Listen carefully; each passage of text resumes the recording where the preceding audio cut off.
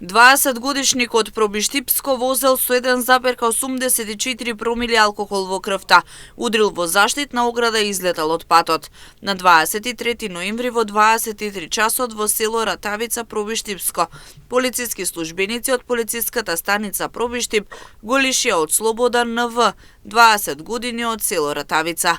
Предходно околу 21 часот и 30 минути на излезот од село Ратавица, тој со патничко возило Ауди со пробиштипски регистарски ознаки кое го управувал, удрил во заштитна ограда на патот и излетал од коловозот пошто го напуштил местото. По преземени мерки тоа е пронајден и по извршено алкотестирање. Констатирано е дека е под дејство на алкохол, односно измерени му се 1,84 промили алкохол во крвта. Тој бил задржан во полициска станица и по целосно документирање на настанот против него ќе биде поднесена пријава по член 297а од Кривичниот законник, безобзирно управување со моторно возило.